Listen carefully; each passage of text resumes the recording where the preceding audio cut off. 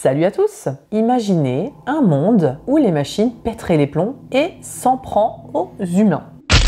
Non, alors non, pas ce monde-là. Plus un truc comme Cars, mais en plus vénère, avec des camions qui butent des gens, mais genre vraiment salement. Et puis d'ailleurs, c'est des voitures, enfin des camions qui ne parlent pas non plus. Maintenant, quand on vous parle de Stephen King au cinéma, vous pensez très certainement à des films comme Carrie ou Christine. Mais pensez donc, c'est pas de ça qu'on va vous parler aujourd'hui. Maintenant, essayez d'imaginer une sorte de chaînon manquant entre Cars et Stephen King.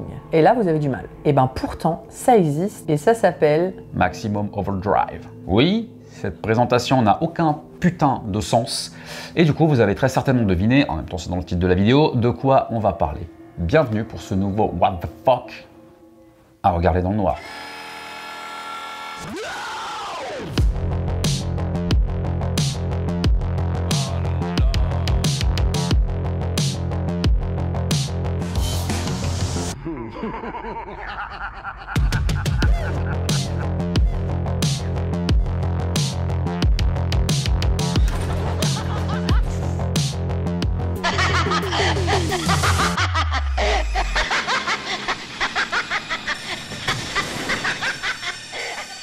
Donc, Maximum Overdrive est sorti en 1986. Il est adapté de la nouvelle de Stephen King qui est intitulée tout simplement Trucks. Trucks qui veut dire poids lourd en France, camion. Pouet pouet. Pouet.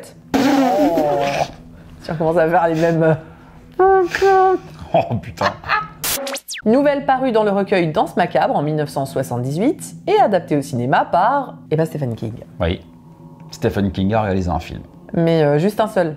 Et on va rapidement savoir pourquoi. Alors, il n'y a pas très longtemps, j'ai vu une vidéo de Conquerax dans laquelle il expliquait en substance qu'il aimait les mauvais jeux vidéo. Tout simplement parce que leur genèse était souvent bien plus intéressante que les jeux eux-mêmes et que l'échec de ceux-ci pouvait s'expliquer par la manière dont ils étaient produits. Et ben pour nous, c'est pareil pour les entre guillemets mauvais films, à savoir qu'on aime, nous, des films considérés comme mauvais pour les mêmes raisons. En effet, certains films considérés comme des navets ou des nanars, terme qu'on trouve d'ailleurs ultra galvaudé qui est utilisé à tort et à travers, mais passons, peuvent parfois, assez souvent même, obtenir un statut de film culte, principalement et même plus pour les conditions dans lesquelles ils ont été réalisés que pour leur qualité intrinsèque. Maximum Overdrive fait partie de cette catégorie de films. Alors pour commencer, après moult passages de main en main à Hollywood, les droits d'adaptation atterrissent dans les mains d'un certain Dino De Laurentiis, producteur culte d'une flopée de classiques du cinéma, tels que Conan le Barbare... Conan? J'ai dit quoi? T'as dit Conan? Et alors? Tu dis Conan? Je dis Conan, parce qu'on est en France, t'as qu'à dire Conan. Dead Zone ou bien encore le King Kong de 1976, qui demande donc à Stephen King de lui pondre un scénario basé sur sa propre nouvelle. En plus de ça, ça fait un petit moment que Stephen King il aimerait bien tâter de la caméra, et donc quoi de mieux pour se faire les dents que d'adapter une de ses propres nouvelles. De Laurentiis lui confie donc la réalisation du Bousin. Et pour la petite histoire, King se verra offrir un salaire de 70 000 $ pour ça. Alors aujourd'hui, avec l'inflation, ça fait un peu plus de 200 000 $. Un salaire relativement faible, compte tenu de la popularité de Stephen King à l'époque. Enfin, en même temps, c'était sa première réalisation. A noter que le projet est quand même assez ambitieux, puisque la bande-annonce est composée de l'album Who Made Who de AC/DC. Fait plus surprenant, le rôle principal devait normalement revenir à Bruce Springsteen. Bon, alors, bien évidemment, si vous vous en doutez, ça ne se fera pas, et on aura un certain Emilio Estevez dans le rôle principal. Le problème, c'est que le film sera un flop total, et il va rapporter uniquement 7 430 $ au box-office pour un budget de 9 millions. Alors aujourd'hui, le film cumule 17% d'avis positifs sur Rotten Tomatoes. Autant dire qu'on est face à un petit bide qui ne renierait pas Craven, le chasseur. Alors, comment expliquer cet échec? Déjà, faut savoir qu'à l'époque, Stephen King était accro à l'alcool et à la petite poudre blanche, qu'on se fout joyeusement dans le pif, pour ceux qui n'avaient pas suivi. Ouais, on n'a pas le droit de dire ce que c'est. C'est ça, tout à fait. Et il avait strictement aucune idée de ce qu'il faisait. Et ça, c'est pas nous qui le disons, c'est lui. Et comme c'est Stephen King, personne n'osait rien lui dire. Et en plus de ça, le directeur de la photo, il parle pas un mot d'anglais. La production doit faire appel à un traducteur pour qu'il puisse communiquer avec un Stephen King pas toujours lucide, et donc ça non plus, ça va pas aider. Précisons également que le directeur de la photo susmentionné se verra plus ou moins crever un œil pendant le tournage d'une scène, ce qui vaudra un procès pour négligence à Stephen King et qui sera finalement réglé à l'amiable. Comprenez par là les pépettes. Ouais, il lui a filé une grosse enveloppe. À partir de là, je pense que vous commencez à comprendre que la production a pu être un joyen compliqué. Un petit peu. Pourtant, étonnamment, Stephen King ne se montrera pas plus amer que ça suite à son incursion derrière la caméra et se disait même à un moment donné prêt à réaliser un autre film, puisque, je cite, ça a été une expérience catastrophique, mais j'aimerais vraiment réaliser un autre film.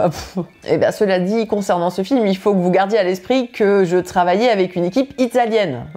Du coup, on se comprenait pas, j'étais bourré la plupart du temps. Plus sérieusement, j'avais aucune expérience en réalisation. En ce sens, ce film était comme un tutoriel. Mais je pense que je ferai un travail bien meilleur maintenant. Alors d'un autre côté, il a également déclaré, je cite, « Si vous voulez savoir pourquoi je n'ai réalisé qu'un seul film, eh bien regardez Maximum Overdrive, celui qui le dit. Bon, vu l'échec du film, avec tout le respect qu'on doit à Stephen King, nous aussi, on comprend pourquoi il n'a rien réalisé d'autre. Stephen King lui-même d'ailleurs fera son autocritique et qu'il déclarera d'ailleurs qu'il s'agissait probablement de la plus mauvaise adaptation d'un de ses écrits, et pourtant c'est lui qui l'a réalisé. Et il est très critique. Oui. Sur les films.